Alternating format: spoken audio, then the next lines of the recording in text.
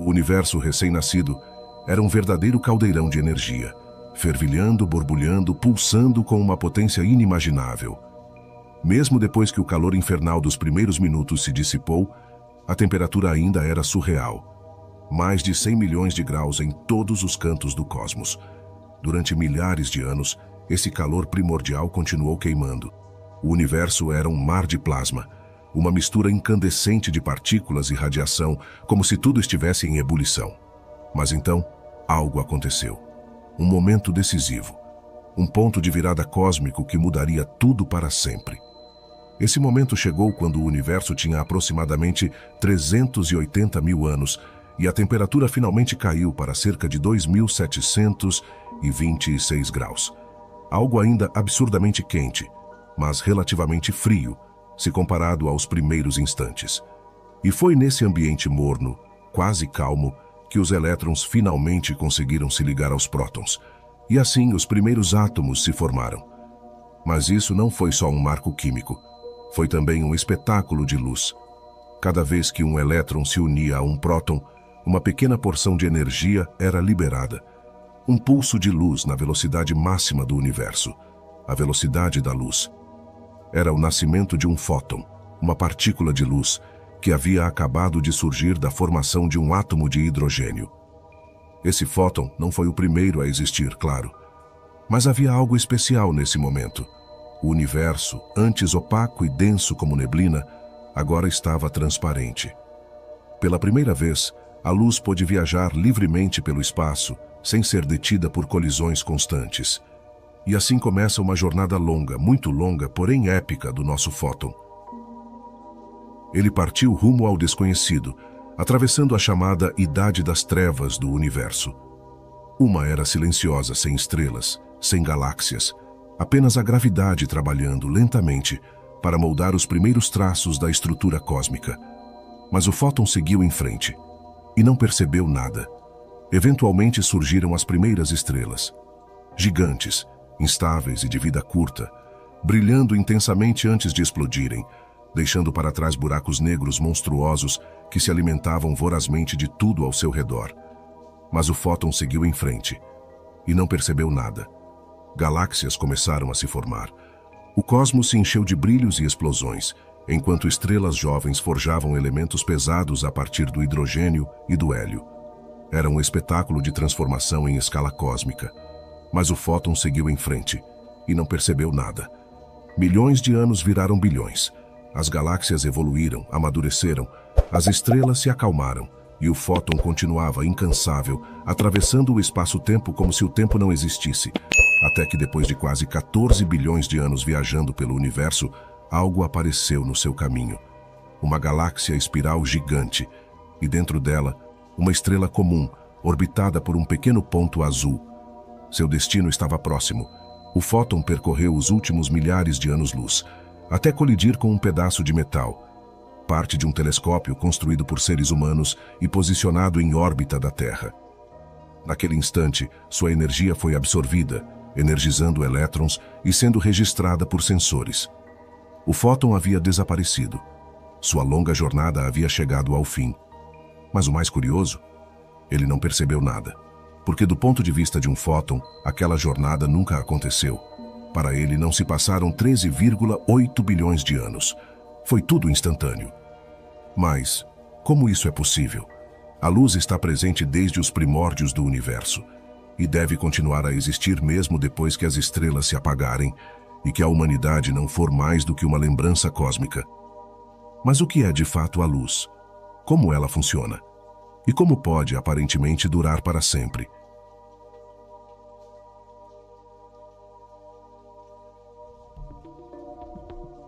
Desde os primeiros instantes do universo, a luz tem desempenhado um papel fundamental. Lá no comecinho, ela era efêmera. Surgia por um instante, colidia com outras partículas e desaparecia antes mesmo de conseguir viajar. A cada segundo, um fóton era destruído e outro nascia. Mas o nosso fóton teve uma sorte diferente. Um universo que deixava, finalmente, a luz correr livre.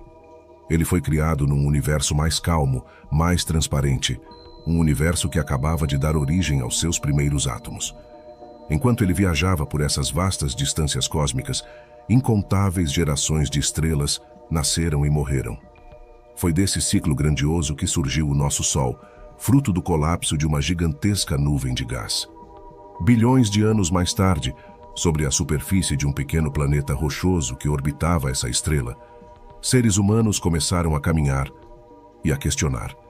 Começaram a se perguntar sobre a própria existência, sobre o mundo ao redor e, inevitavelmente, sobre a luz. Todos os homens, por natureza, desejam saber. Uma prova disso é o prazer que sentimos em nossos sentidos, e, acima de todos eles, o da visão. Isso porque, mais do que qualquer outro, é o sentido que nos permite conhecer o mundo e perceber suas nuances. Na Grécia Antiga, alguns filósofos acreditavam que a luz era algo que saía dos nossos olhos, como se lançássemos feixes invisíveis para tocar os objetos ao nosso redor. Mas essa ideia logo caiu por terra. Afinal, no escuro, nossos olhos continuam lá, mas nada vemos. Era óbvio. A luz não vinha de nós. Ela era algo externo que vinha de fora e era captada por nossos olhos. Muito tempo depois, cientistas islâmicos fizeram avanços fundamentais nesse entendimento. Eles começaram a estudar o comportamento da luz, revelando as leis da reflexão e observando como as lentes de vidro podiam ampliar imagens. Já era claro, a luz fazia parte das engrenagens naturais do universo. Mas foi só com a chegada da Revolução Científica, séculos depois, que os segredos mais profundos da luz começaram a ser desvendados. E isso graças a uma rivalidade histórica entre dois gigantes da ciência. No ano de 1652, o físico, astrônomo e matemático holandês Christian Huygens se dedicava ao estudo de fenômenos ópticos. Observando como a luz se comportava ao atravessar lentes ou ao refletir em espelhos, ele ficou fascinado com um efeito em especial: a refração, o desvio que a luz sofre ao passar de um meio para outro, como do ar para a água. Huygens também notava algo curioso. Às vezes, a luz era separada nas cores do arco-íris por seus instrumentos. Em outras, apareciam padrões misteriosos de sombra e brilho. Para ele, isso não deixava dúvidas. A luz não podia ser uma partícula, como muitos acreditavam. Era uma onda, um fenômeno oscilante que se espalhava pelo espaço. Oscilações, afinal, estão por toda parte na natureza, desde os movimentos dos planetas até as vibrações dos elétrons. Para ilustrar, pense em uma pessoa brincando em um balanço. Ela vai e volta repetidamente, em um ritmo constante, assim como um pêndulo, desses usados em antigos relógios. E quando várias oscilações ocorrem juntas, mas com uma pequena defasagem entre elas, formam-se ondas. Jogue uma pedra num lago calmo. A água se move para baixo, depois volta para cima. Esse movimento se espalha, puxando moléculas vizinhas que puxam outras e assim por diante. O resultado é uma série de ondas que se propagam pela superfície. As ondas estão por toda parte, no som que se propaga pelo ar, no oceano, quando o vento e a lua empurram as águas, nos terremotos, quando a crosta terrestre se move com violência, e até na atmosfera do Sol e de outras estrelas, onde ondas intensas se espalham por gases superaquecidos. Diante disso, parecia lógico, a luz também era uma onda, mas isso levantava uma pergunta fundamental. Se a luz é uma onda, o que exatamente está oscilando? Na Inglaterra, outro cientista da época, Robert Hooke, também chegou a conclusões parecidas. Ele observava como a luz se comportava ao passar por vidro e notava que essa ideia de luz como onda fazia sentido e explicava muitos dos fenômenos ópticos que ele observava. Era um conceito avançado para a época, verdadeiramente revolucionário. Mas Hooke tinha um problema, um obstáculo, um rival. Um homem poderoso com quem entraria em uma das maiores disputas da história da ciência. Esse homem era Isaac Newton. Curiosamente, não existem retratos de Robert Hooke, nenhum. Alguns boatos, repetidos ao longo dos séculos, sugerem que isso não foi por acaso. Dizem que, quando Newton assumiu a presidência da Royal Society, a instituição científica mais influente da Inglaterra na época, o retrato de Hooke simplesmente sumiu. Uma espécie de vingança silenciosa. E assim, começava um embate entre dois titãs, com a própria luz no centro da disputa. Apesar de ter sido mais tarde inocentado da acusação de ter apagado deliberadamente a imagem de Robert Hooke dos registros, é fato que Hooke e Newton jamais foram amigos. E não era para menos. Além de suas descobertas revolucionárias sobre a gravidade e as leis do movimento, Newton também estava mergulhado em outro campo fascinante, a óptica, o estudo da luz, e ele definitivamente não gostava das ideias de Hooke, nem das de Huygens. Newton conduziu seus próprios experimentos. Foi ele quem demonstrou que a luz branca podia ser decomposta em todas as cores do arco-íris ao passar por um prisma, um feito marcante.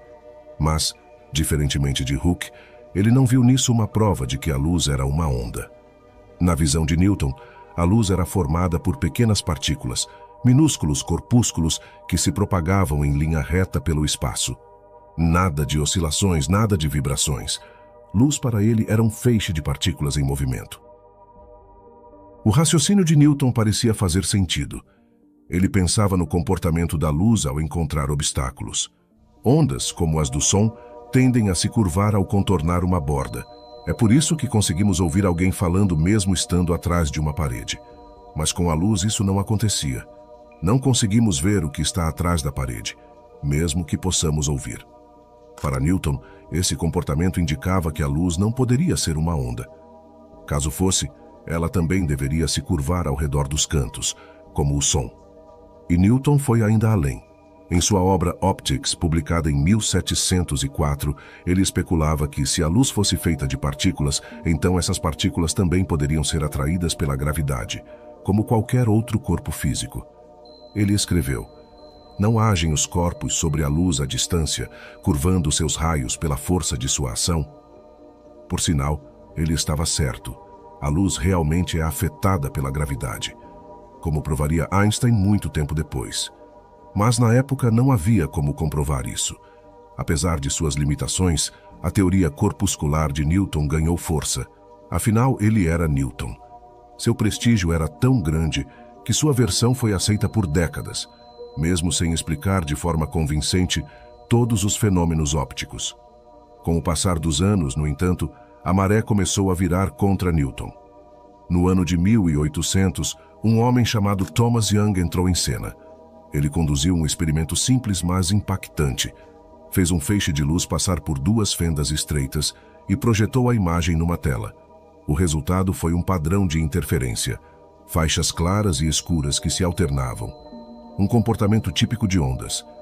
Se a luz fosse formada por partículas, como pequenas balas, passariam por uma fenda ou por outra, e formariam dois feixes separados. Mas não foi isso que aconteceu. A luz se comportou como ondas que se sobrepõem. Onde uma onda reforça a outra, temos luz mais intensa. Onde uma cancela a outra, temos escuridão. Era a prova clara de que a luz se comportava como onda. Young não foi o primeiro a observar esse tipo de interferência, mas seu experimento foi o mais direto e convincente até então. Além disso, outras evidências reforçavam essa teoria ondulatória, como a polarização da luz, observada com cristais como a calcita, e os padrões coloridos que apareciam em camadas finas de óleo na água ou bolhas de sabão. No entanto, uma pergunta persistia no ar. Se a luz é uma onda, então o que exatamente está ondulando?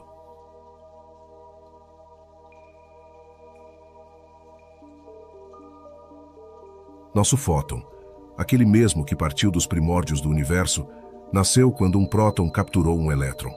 Ele saiu disparado, cheio de energia, mas ao longo de sua viagem, o universo continuou se expandindo. E isso teve um efeito sutil, porém inevitável. O fóton começou a perder energia. A luz, que no início era azulada aos nossos olhos, foi esticada com o tempo. Suas ondas se alongaram e sua cor mudou, passando pelo espectro do arco-íris até chegar ao vermelho. Essa mudança é o que os cientistas chamam de desvio para o vermelho. E ele não estava sozinho. Logo, foi acompanhado por bilhões e bilhões de outros fótons, nascidos nas estrelas em formação por todo o universo. Mas não era só a luz visível que percorria o cosmos. Havia também formas de luz muito mais energéticas, como os raios gama e os raios X, e outras, quase sem energia, como as ondas de rádio. O universo estava literalmente inundado de diferentes tipos de luz. Nosso fóton, claro, não fazia ideia de que a maioria dessas luzes seria invisível aos olhos humanos. Até porque os olhos humanos nem existiam ainda, e levaria bilhões de anos até que existissem. E esses tipos de luz, invisíveis para nós, só começaram a ser compreendidos no final do século XIX, com mais uma revolução científica. Nesta nova era, o próprio pensamento será transmitido por rádio. Essa frase foi dita por Guglielmo Marconi, um jovem italiano de apenas 20 anos, que trabalhava na propriedade de sua família perto de Bolonha. E ele estava prestes a mudar o mundo. Graças aos avanços feitos nas décadas anteriores, Marconi entendeu que existia um mundo invisível, um universo repleto de ondas que podiam ser controladas, manipuladas e, finalmente, usadas para a comunicação. Na penumbra da sua oficina, rodeado por fios, bobinas e engenhocas improvisadas, Marconi observava atentamente.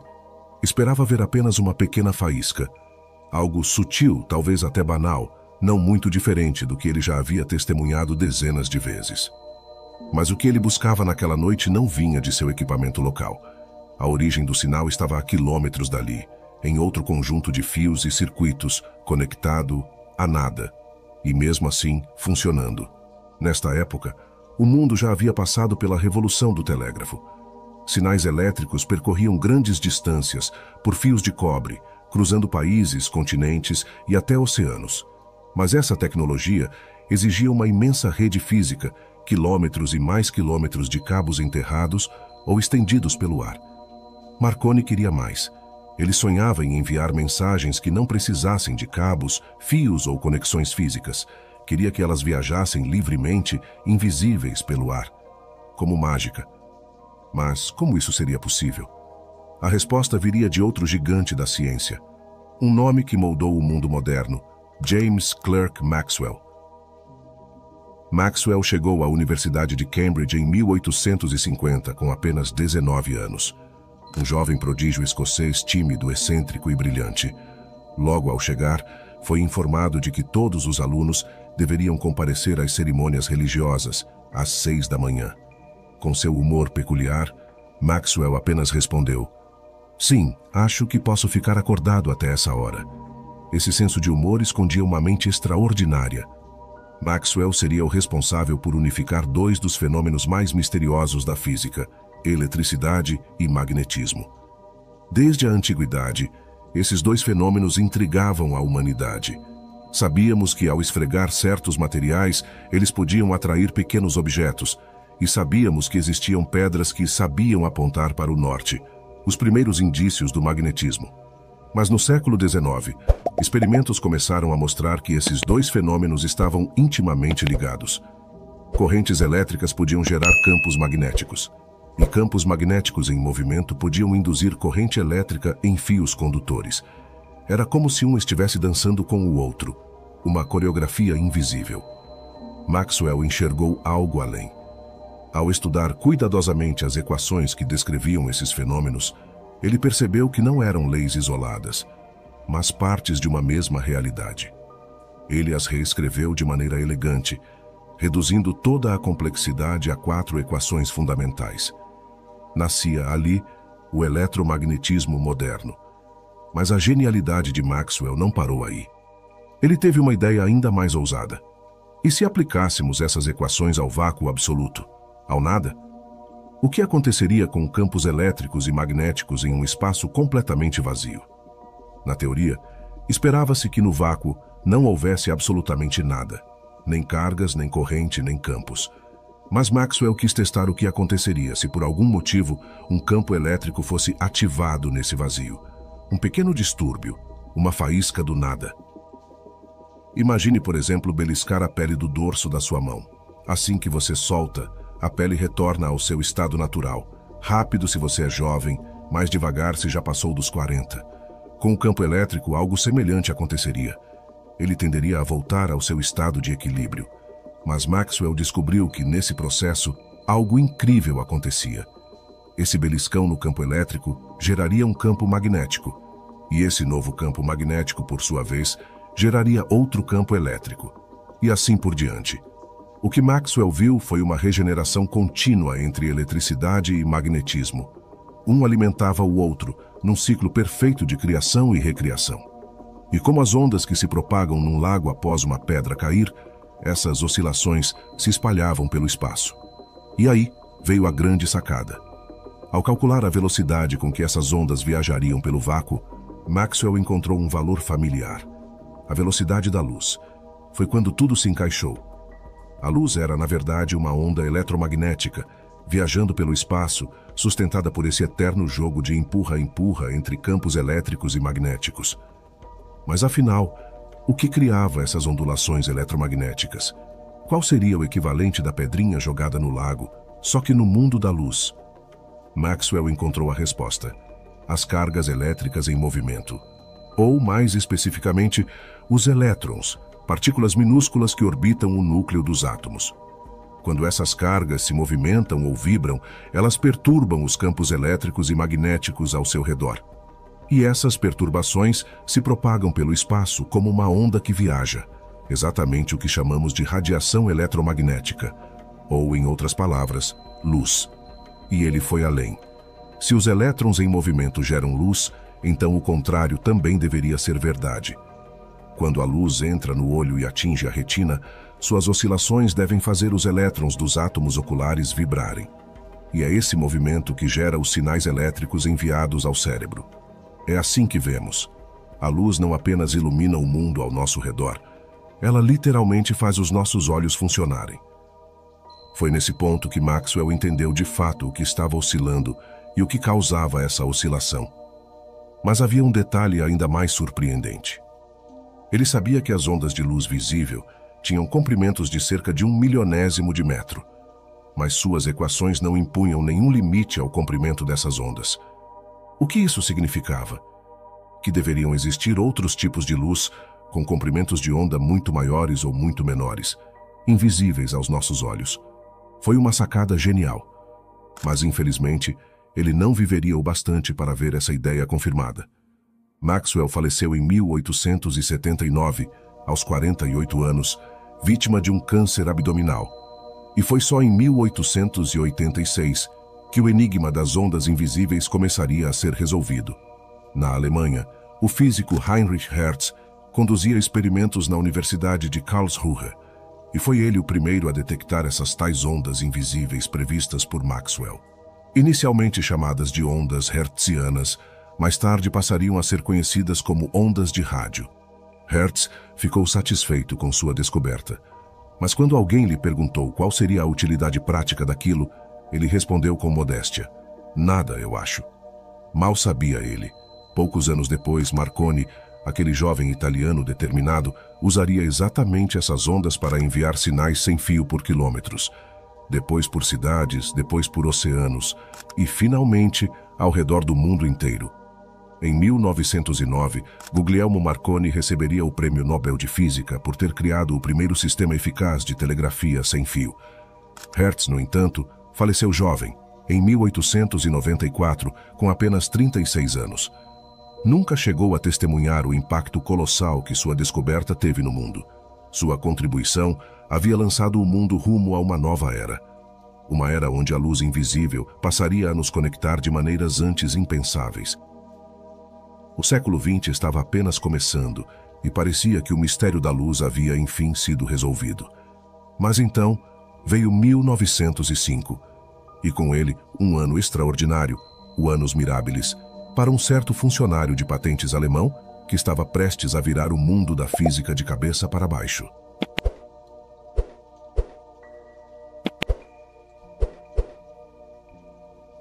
Enquanto nosso fóton ancestral seguia sua jornada por bilhões de anos, o universo à sua volta continuava mudando. Estrelas explodiam, galáxias se formavam e um verdadeiro mar de luz o acompanhava. Um oceano de ondas de rádio, raios gama e tudo o que há entre eles. Essa luz viajava por entre as estrelas, cortando o vácuo escuro do espaço, e vez ou outra encontrava átomos solitários pelo caminho.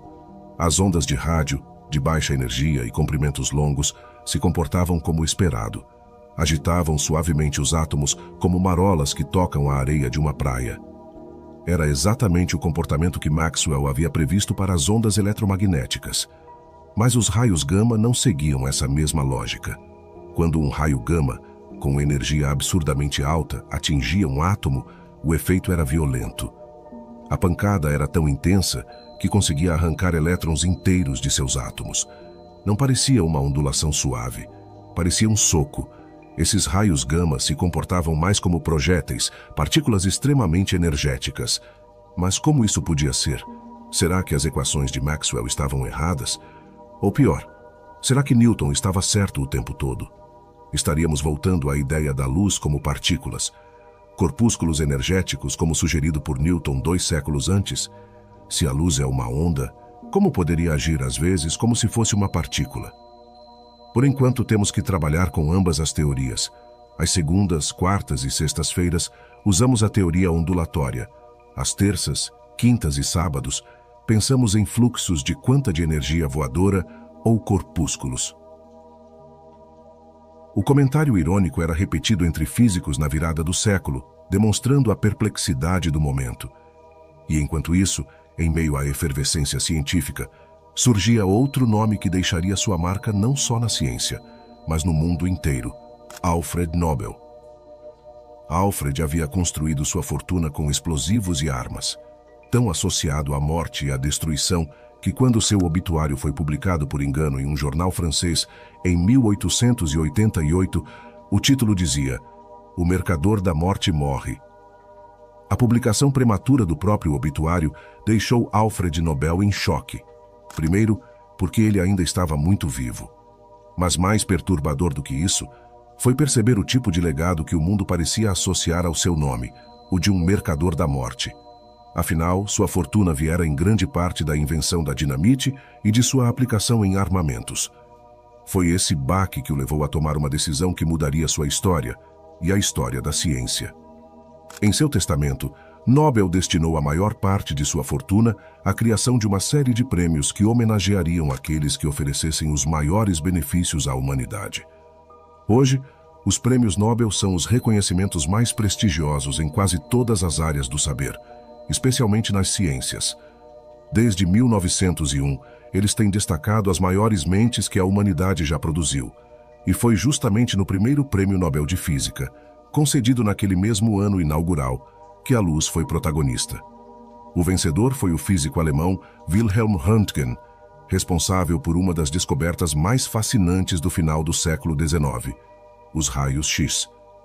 Em seus experimentos, Röntgen descobriu que certos tipos de radiação atravessavam facilmente diversos materiais, mas eram barrados por substâncias mais densas. Para testar sua hipótese, ele convenceu sua esposa, Berta, a colocar a mão entre o emissor e uma chapa fotográfica. O resultado foi a primeira radiografia da história, revelando os ossos de sua mão em contraste com a carne ao redor. Na época, ainda se suspeitava que os raios X fossem uma forma de luz, com comprimento de onda muito menor que a luz visível, o que explicaria sua capacidade de atravessar objetos opacos. Mas essa confirmação só viria décadas mais tarde. Ainda assim, a aplicação médica dessa descoberta disparou. E até hoje, exames de imagem são parte essencial da medicina moderna. Com isso, no começo do século XX, a visão de Maxwell sobre ondas eletromagnéticas além da luz visível estava se concretizando. Parecia que os últimos segredos da luz estavam sendo, enfim, revelados. O elétron já havia sido descoberto. Restava apenas preencher o espectro invisível, identificar raios gama, micro-ondas, infravermelho, e assim completar a história da luz. Ou assim pensávamos, porque como acontece com frequência na ciência, quando tudo parece resolvido, uma nova crise aparece. Maxwell imaginava a luz como uma onda contínua, que depositava energia de forma gradual nos materiais, e os cientistas por muito tempo acreditaram nisso. Quando um feixe de luz atingia um metal, por exemplo, esperava-se que a energia fosse absorvida aos poucos, até que os elétrons ganhassem impulso suficiente para serem liberados. Um fenômeno conhecido como efeito fotoelétrico. Era simples. Quanto mais intensa a luz, mais energia seria entregue e mais elétrons seriam expelidos com o tempo. Mas não era isso que os experimentos mostravam.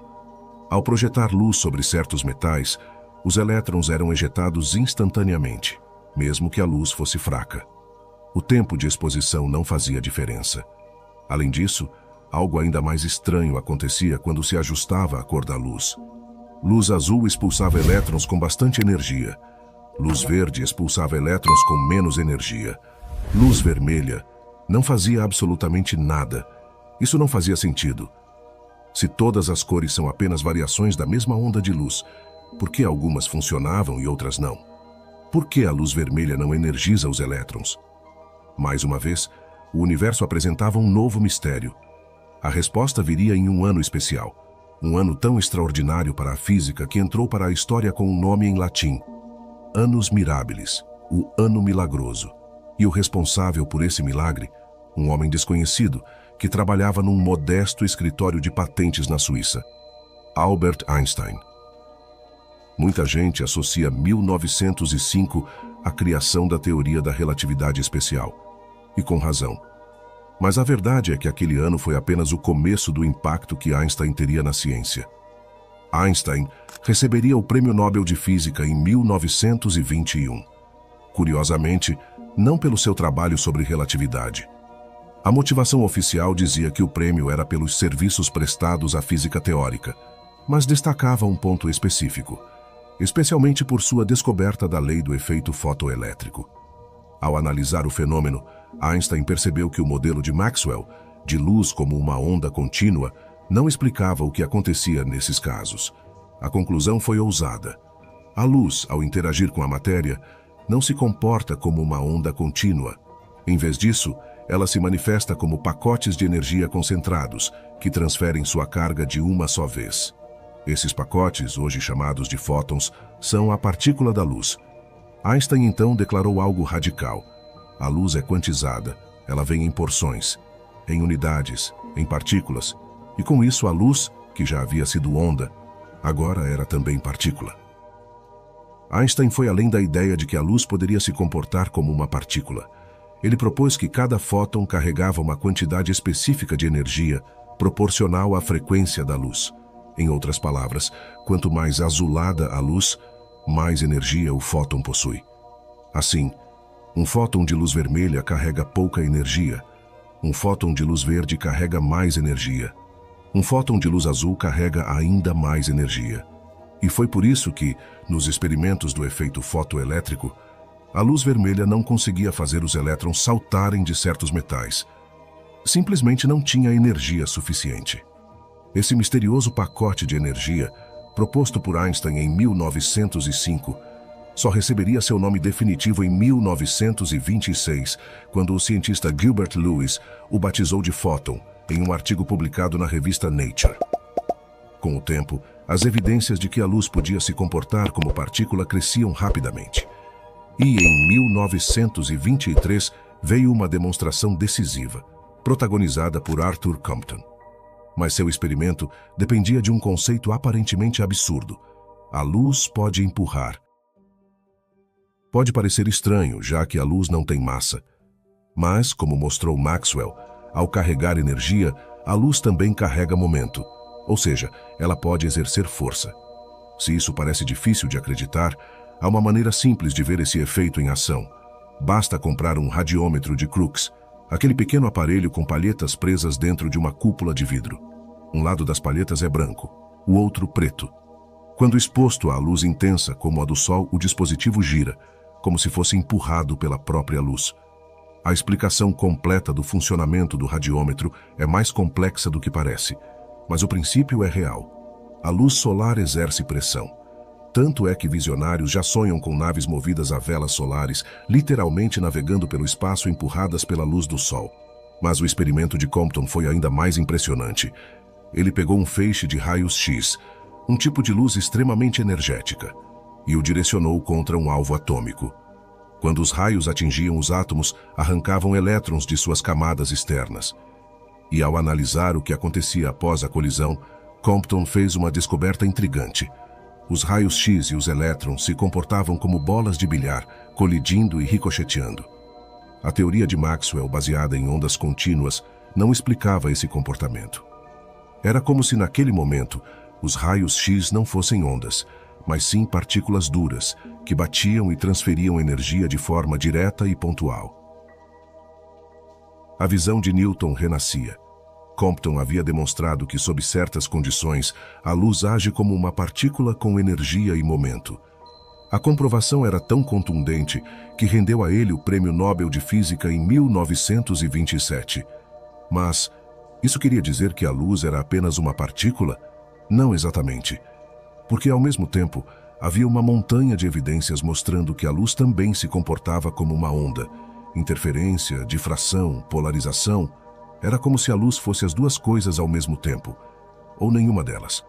Apesar da imagem de ondas eletromagnéticas de Maxwell ter se mostrado extremamente poderosa e bem-sucedida, esses experimentos no início do século XIX exigiam que a luz fosse uma partícula, não uma onda. E quanto mais os cientistas investigavam, mais confusos ficavam. Afinal, havia sequer uma resposta a ser encontrada?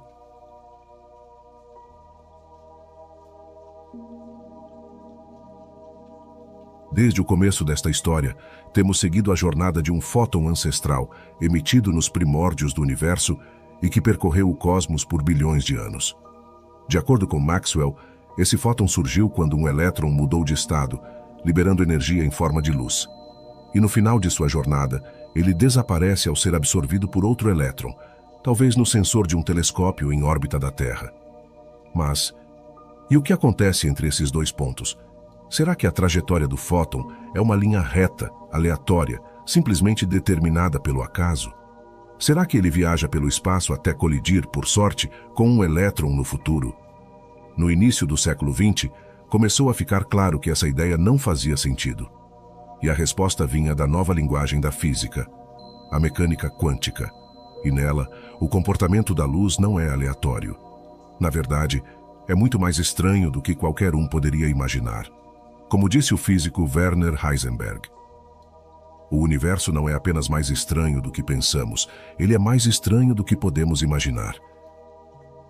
Nossa próxima parada nessa história começa em uma manhã fria na França, no mês de janeiro de 1793. Um barulho cortante ecoa pelas ruas. O som da guilhotina. E com ele, o fim do reinado de Luís XVI. Durante a Revolução Francesa, o país mergulhou no caos. E entre tantos que lutaram pelo rei, estava Victor François, o segundo duque de Broglie, que acabou fugindo da França como tantos outros aristocratas. Décadas depois, os de Broglie retornariam à França. A família voltaria a se destacar, desta vez não apenas na política e diplomacia, mas também na ciência. E então, em 1892, nasceria alguém que mudaria completamente a forma como entendemos o mundo físico. Louis Victor Pierre Raymond, o sétimo duque de Broglie. Mas no mundo da física, ele é conhecido simplesmente como de Broglie. E ele tinha uma ideia que colocaria tudo isso de cabeça para baixo. No início do século XX, o mundo da física estava dividido. A luz era uma onda, uma partícula, nenhuma das duas, ou as duas ao mesmo tempo. Enquanto a mecânica quântica nascia e crescia, gerando confusão e admiração, um jovem físico francês surgiu com uma ideia ousada. Para Louis de Broglie, a solução era clara, embora totalmente contra-intuitiva. A luz, disse ele, não era apenas uma onda, e não era apenas uma partícula. Era as duas coisas ao mesmo tempo, mas de uma maneira completamente nova, que ninguém ainda entendia direito. Experimentos mostravam que, ao se propagar, a luz se comportava como uma onda, gerando padrões de interferência e difração. Mas, ao interagir com a matéria, ela se comportava como uma partícula, como nos efeitos fotoelétrico e Compton. Parecia uma contradição, mas de Broglie enxergou ali uma chave fundamental.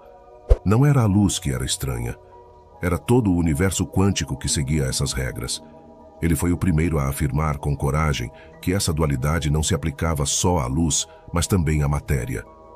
Os elétrons, que até então eram vistos apenas como partículas, também deveriam apresentar comportamento ondulatório. Foi em sua tese de doutorado, publicada em 1924, que ele fez essa afirmação histórica. E 5 anos depois, com a confirmação experimental de suas ideias, ganhou o Prêmio Nobel de Física de 1929. Desde então, a ideia da dupla natureza onda-partícula se tornou um dos pilares da mecânica quântica. Um único fóton, ou um único elétron, ao passar por uma fenda dupla, ainda produz um padrão de interferência, como se interferisse consigo mesmo. E mais impressionante, até moléculas grandes com milhares de átomos já demonstraram esse comportamento. A mensagem era clara: tudo no universo quântico é ao mesmo tempo onda e partícula. Com essa nova lente, a física partiu para o próximo desafio: entender como luz e elétrons interagem entre si. Na física clássica, como a de Maxwell, isso era simples. Os elétrons se movimentam conforme as ondas eletromagnéticas passam por eles, como gaivotas flutuando em um mar agitado.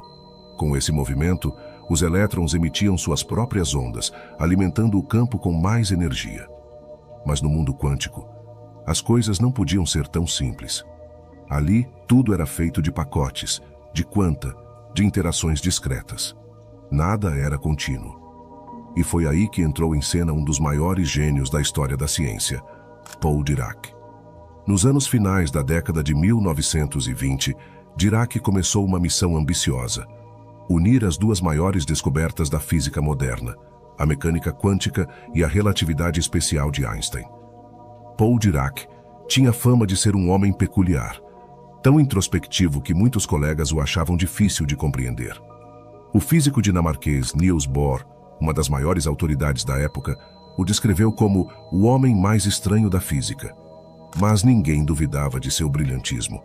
Foi Dirac quem deu um passo decisivo para o que hoje conhecemos como a teoria quântica de campos, uma visão completamente nova da realidade. Para entender a visão moderna que ele ajudou a criar, temos que aceitar que tudo são, na verdade, campos, e o que chamamos de partículas são, na verdade, ondulações nesses campos. Uma ondulação no campo de elétrons, um elétron. Uma ondulação no campo de fótons, um fóton. Uma ondulação no campo de quarks, um quark. É como se o universo fosse um grande oceano invisível e as partículas fossem apenas ondas que se formam e desaparecem nesse mar cósmico. Pense em um átomo. A imagem mais comum, aquela que aprendemos na escola, é a de um núcleo cercado por elétrons girando ao redor, como planetas orbitando uma estrela. Mas essa imagem, criada por Niels Bohr, é uma simplificação. Na teoria quântica de campos, não existem elétrons girando como bolinhas. O que existe são padrões vibracionais no campo de elétrons. Cada órbita é, na verdade, uma vibração diferente. Quando um elétron salta de uma vibração mais alta para uma mais baixa, ele gera uma nova ondulação, agora no campo de fótons. É assim que a luz é emitida, como uma vibração gerada pela transição quântica entre padrões nos campos fundamentais. A teoria quântica de campos evoluiu e hoje é considerada a estrutura mais bem-sucedida da física moderna. Ela descreve tudo o que conhecemos: partículas, forças, interações, através de 24 campos quânticos, organizados no que chamamos de modelo padrão da física. De certa forma, tudo é campo, e os campos interagem. Mas, como sempre no reino quântico, justo quando achamos que entendemos tudo, as coisas ficam ainda mais bizarras. Muitas das grandes mentes por trás da mecânica quântica contribuíram para torná-la essa fascinante e estranhíssima teoria que conhecemos hoje. Mas talvez nenhuma delas tenha se tornado tão icônica quanto Richard Feynman. Nascido em 1918, Feynman foi um prodígio desde jovem.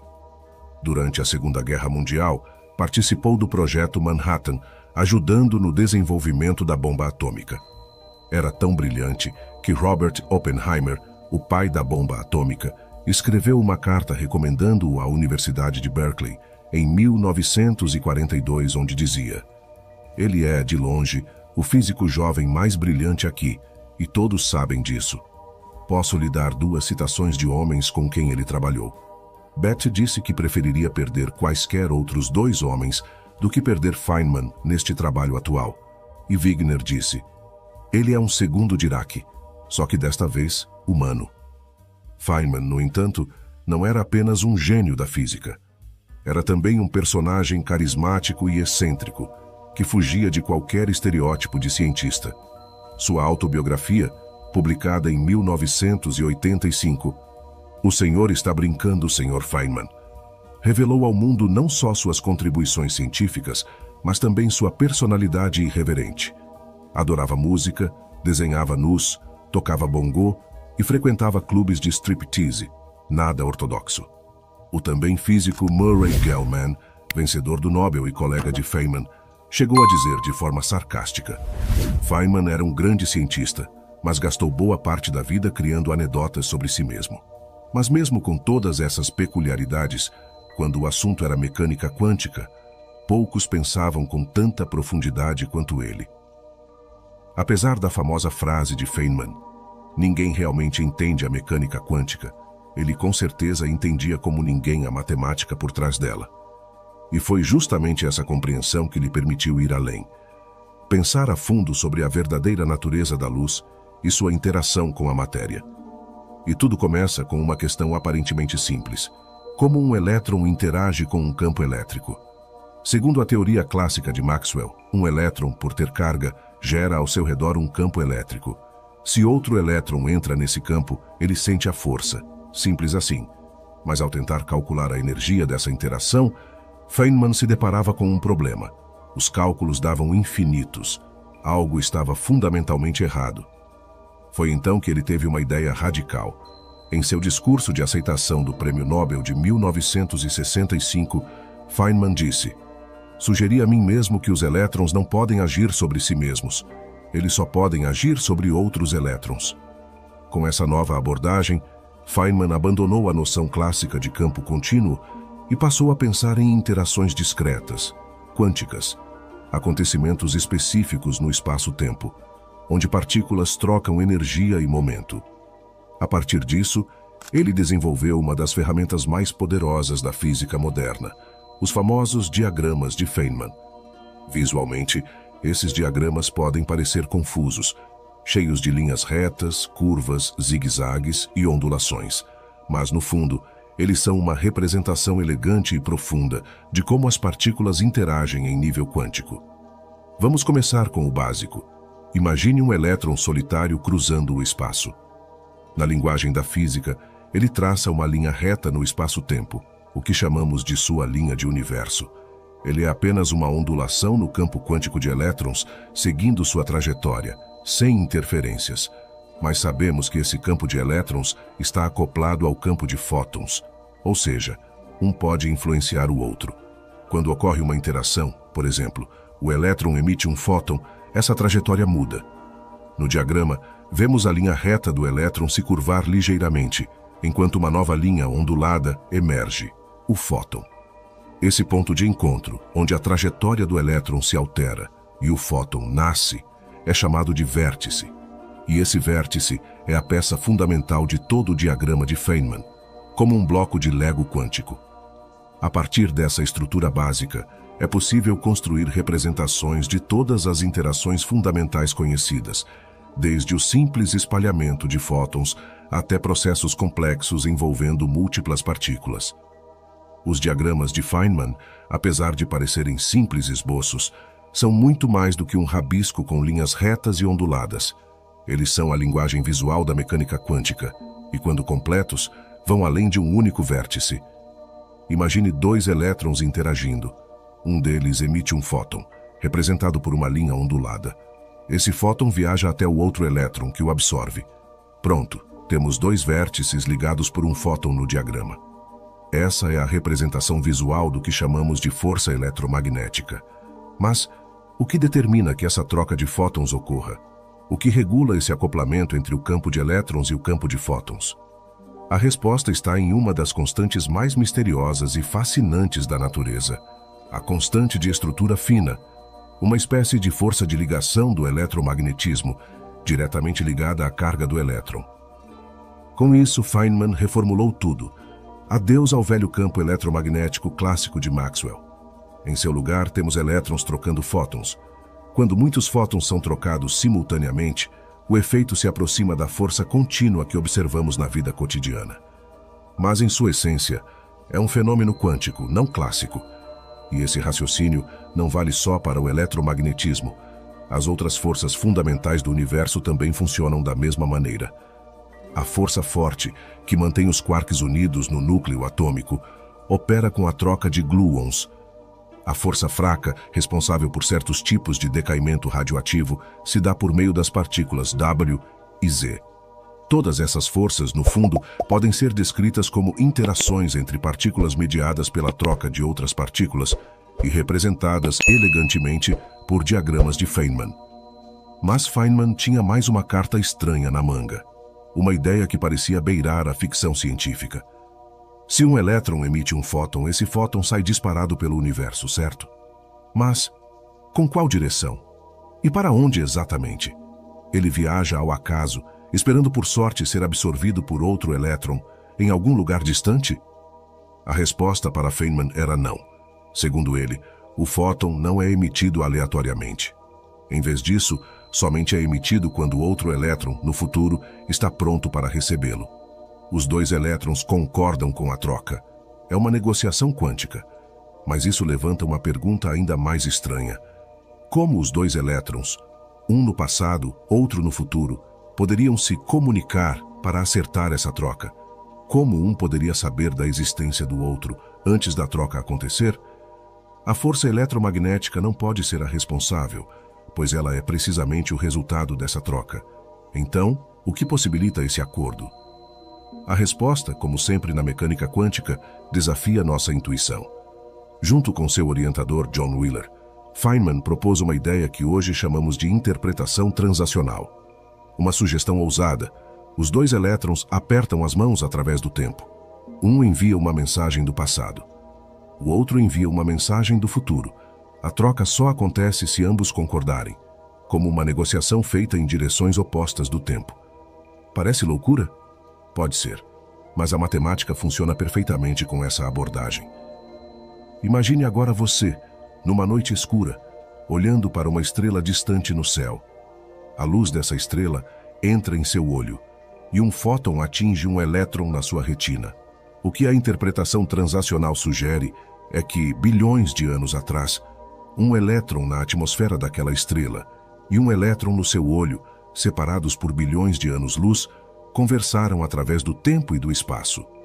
Eles apertaram as mãos e combinaram que aquele fóton deveria viajar o universo inteiro para esse momento específico, e não para por aí. Lembra do fóton solitário com o qual começamos toda essa jornada?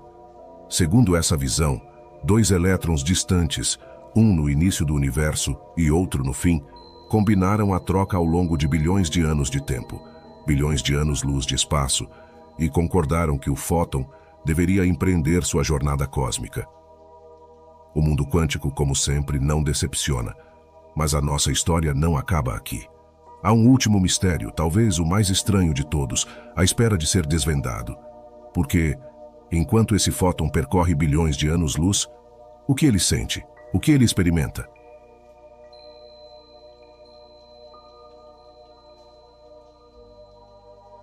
Acompanhamos nosso fóton por bilhões de anos, desde os primeiros instantes do cosmos até os dias de hoje. Ele cruzou o universo, assistiu, ou melhor, atravessou, o nascimento e a morte de estrelas, a formação de galáxias, colisões titânicas de aglomerados de galáxias, o surgimento da vida. E, no entanto, para ele, nada disso aconteceu. Há um paradoxo profundo aqui. Nosso fóton é quase tão antigo quanto o próprio universo. Ele viu, ou deveria ter visto, toda a história cósmica se desdobrar diante de si. Mas a verdade é que ele nunca envelheceu. Enquanto o cosmos mudava drasticamente, ele permaneceu eternamente jovem. E tudo porque, para o fóton, o tempo simplesmente não existe. Pode soar estranho dizer que o fóton, mesmo tendo cruzado o universo por bilhões de anos, não vivenciou o tempo. Afinal, ele existiu, viajou, deixou rastros. Mas, com a chegada de Einstein e sua teoria da relatividade especial, o conceito de tempo passou por uma revolução. O tempo deixou de ser absoluto. Descobrimos que o tempo é relativo, flexível, elástico, depende do observador. E quando falamos de luz, essa relatividade vai ao extremo. Einstein, ainda jovem, se perguntava: como seria o universo se eu estivesse cavalgando na ponta de um raio de luz à velocidade da luz? Essa simples e profunda pergunta o levaria a repensar a estrutura de toda a realidade. Mas a jornada até essa ideia começou muito antes dele, no século XVII, com um astrônomo dinamarquês chamado Ole Romer. Trabalhando no Observatório de Paris, Romer observava o movimento de Io, uma das luas de Júpiter. Como um relógio celestial, a lua Io orbitava o planeta a cada 42 horas, desaparecendo e reaparecendo ao passar pela sombra do gigante gasoso. Mas algo estranho estava acontecendo. Os eclipses da lua não aconteciam sempre no mesmo instante. Às vezes ocorriam antes, às vezes depois do esperado. Romer percebeu que essa variação estava relacionada à posição da Terra em sua órbita. Quando estávamos mais perto de Júpiter, os eclipses pareciam adiantados. Quando estávamos mais distantes, pareciam atrasados. A explicação? A luz não era instantânea.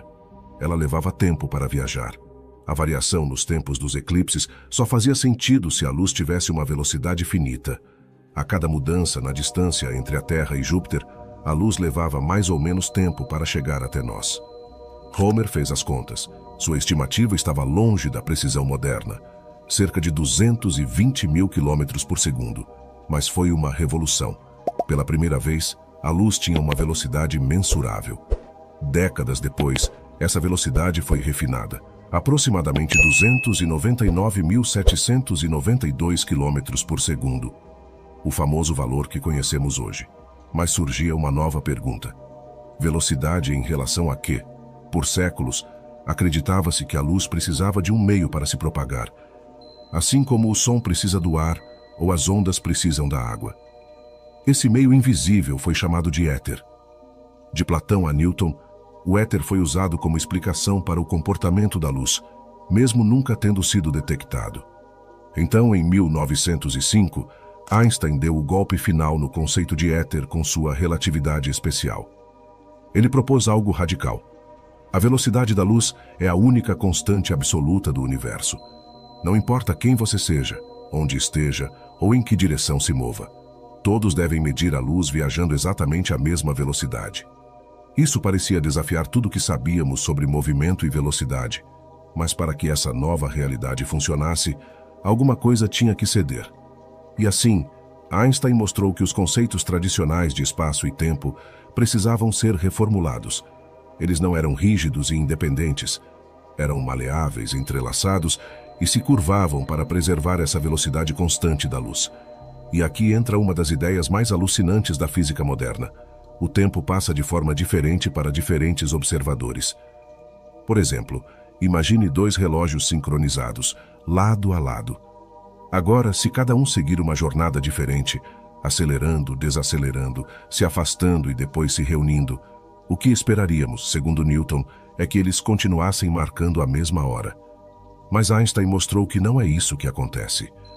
Os caminhos diferentes no espaço-tempo fazem com que os relógios fiquem fora de sincronia quando se reencontrarem. O tempo realmente passou de forma diferente para cada um.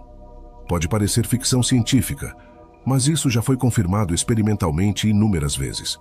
Com relógios atômicos transportados em aviões, com partículas subatômicas aceleradas em laboratórios e até com os sistemas de posicionamento dos GPS, que precisam corrigir seus próprios relógios constantemente devido aos efeitos da relatividade.